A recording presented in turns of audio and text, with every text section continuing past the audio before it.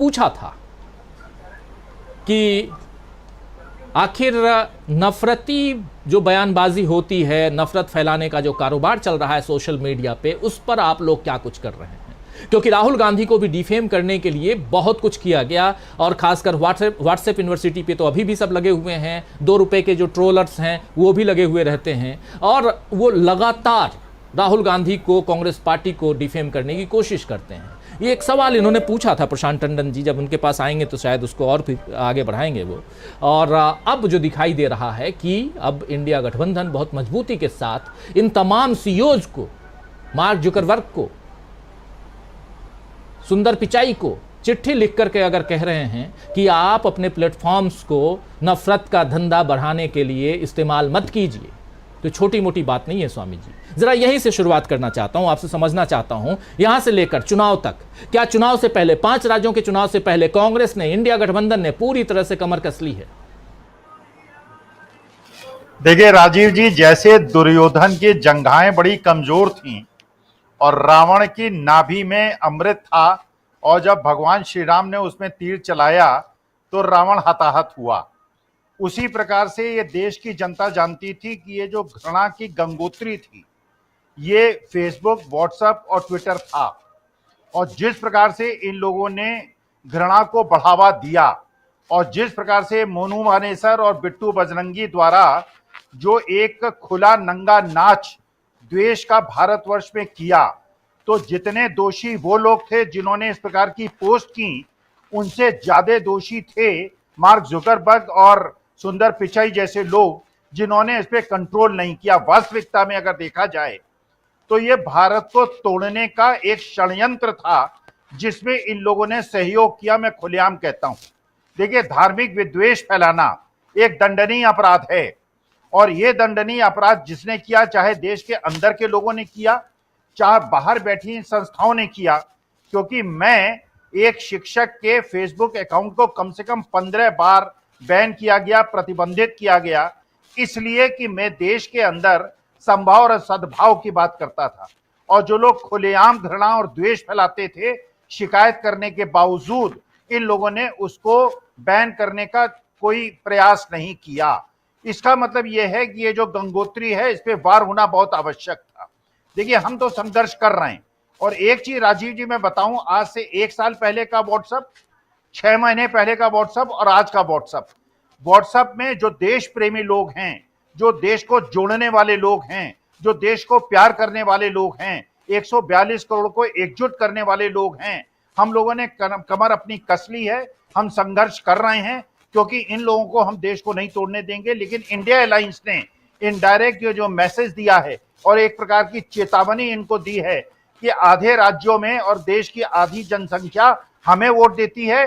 जरा दिमाग अपना खुला रखें और ये ध्यान रखें कि 6 महीने के बाद जब सरकार बदलेगी तो आप लोगों ने भारतवर्ष को तोड़ने के लिए, मेरी भारत माता को तोड़ने के लिए जो संघर्ष में, जो एक षड्यंत्र के अंदर आपने साथ दिया है, उन लोगों का जो देश को हिंदू, मुसलमान, सिख, ईसाई में तोड़ना चाहते थे, तो हम आपको भी आगाह कर रहे हैं, इससे बाज आइए। 2024 के पहले जो देश का संभाव और सद्भाव है उसको न बिगाड़िए। हमारे देश के अंदर जो देश को तोड़ने वाली शक्तियां सक्रिय हो गई हैं, उनको रोकिए, वरना इसके फल भुगतने के लिए तैयार रहिए। जिस प्रकार से कर्नाटका के अंदर, हिमाचल के अंदर आज सोशल ट्रैंक्विलिटी है, ये ट्रैंक्विलिटी हिंदुस्तान में 6 महीने के बाद आनी है, इन 5 राज्यों में 2 महीने के बाद आनी है। और आपने देखा है आज तेलंगाना में, आप देखिए पिछले 2 दिन के अंदर बीआरएस जिस बुरी तरह से टूटी है, बुरी तरह से टूटी है।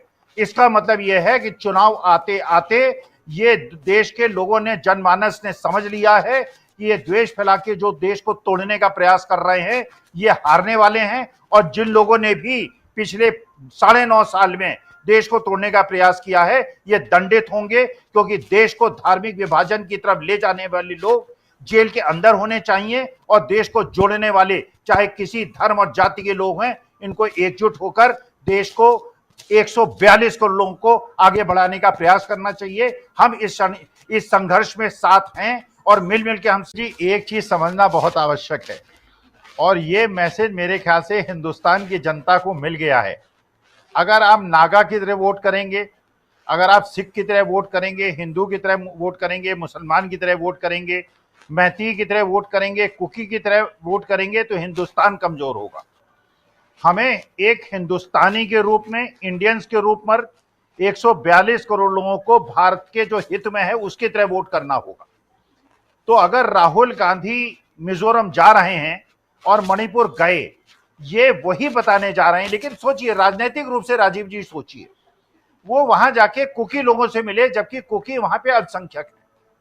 वो मैसेज ये देना चाह रहे थे वहां पे वो जाते। अदरवाइज तो जैसे बीजेपी की रणनीति है, वीरेंद्र सिंह को वहां पे समर्थन कर रहे हैं, उनको नहीं हटा रहे हैं, कि क्योंकि वहां पे मैती मेजॉरिटी में हैं, तो मैसेज ये देना है हमको, तो हमारे लिए तो चुनाव महत्वपूर्ण है। राहुल गांधी ये मैसेज दे रहे हैं जब वो मणिपुर गए, कुकी लोगों से मिले, क्योंकि उस समय वो सताए हुए थे, उनको पीड़ित थे वो। और इसी तरह से चाहे मिजो हो, चाहे नागा हो, चाहे मैती हो, चाहे कुकी हो, चाहे कोई धर्म और जाति के लोग हों, उनको हिंदुस्तान में जो लोग बिलीव करते हैं वो एकजुटता में बिलीव करते हैं। ये राहुल गांधी का मैसेज है। और देखिए, एक और चीज आप समझिए, तेलंगाना की लड़ाई जो है, ये कांग्रेस और बीआरएस की लड़ाई नहीं है।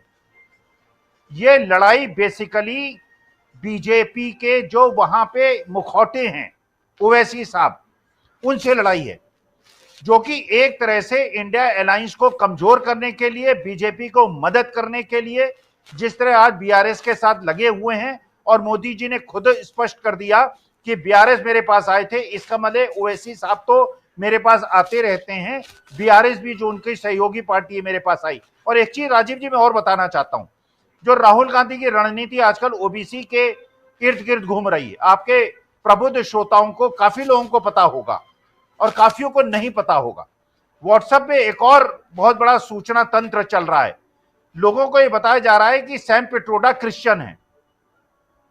आपको जान के आश्चर्य होगा और आपके श्रोताओं को जान के आश्चर्य होगा, सैम पिट्रोडा एक कारपेंटर के बेटे हैं। ये विश्वकर्मा समाज के व्यक्ति हैं, ये ओबीसी समाज के व्यक्ति हैं। और सैम पिट्रोडा ने खुद कहा, और आप जानते हैं जो देश के अंदर तकनीकी क्रांति हुई थी, जो तकनीकी क्रांति हुई थी, जिससे भारत विश्व के अगले देशों की अग्रणी सूची में जाके खड़ा हो गया था, उसका पूरा का पूरा दारोमदार राजीव गांधी के जमाने में सैम पिट्रोडा ने चलाया था, जो एक कारपेंटर के बेटे हैं।